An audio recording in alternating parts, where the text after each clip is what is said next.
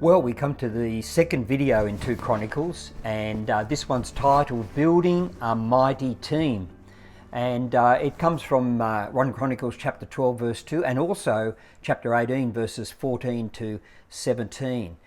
And King David, before he sort of really took the throne, he built a mighty team ready for the day that he was going to become king. And he knew the keys to their heart. Do you know the keys to the heart of the people you work with or that work for you, in your team at church, in your business, even in your family? Do you know what they talk about, what they cry about, what they dream about, what their visions are for life, and what motivates them? Do you know what their gifts are, what they do well? And it's probably good to sort of write down the strengths of your people, because this will really help.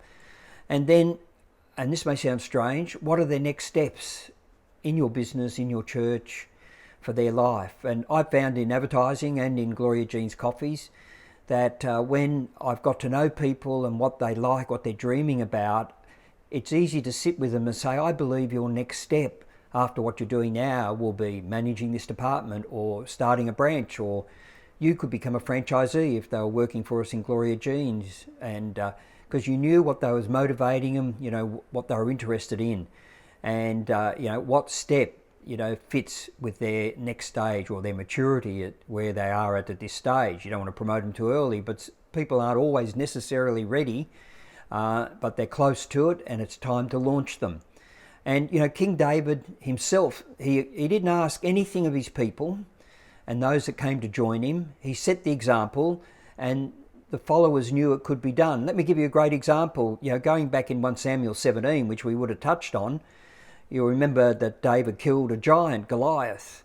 And the king, Saul at the time, was in fear of him, didn't believe it could be done. His brothers certainly couldn't believe that it could be done to kill this giant, and neither did the rest of the nation. But this little shepherd boy was able to do it. Then later in 1 Chronicles chapter 20 verses 4 to 8, you see that David trained giant killers like himself.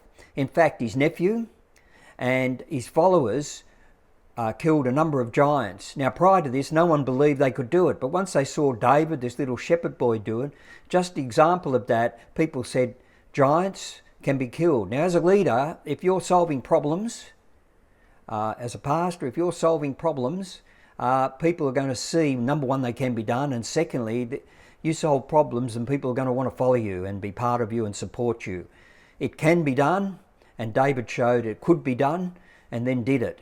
So are you ready to go and slay a few giants, a few troubles, a bit of opposition? I've got a lot of that happening all the time, and it does get you down and disappointed, but you've got to look, with God on your side, you and God are a majority.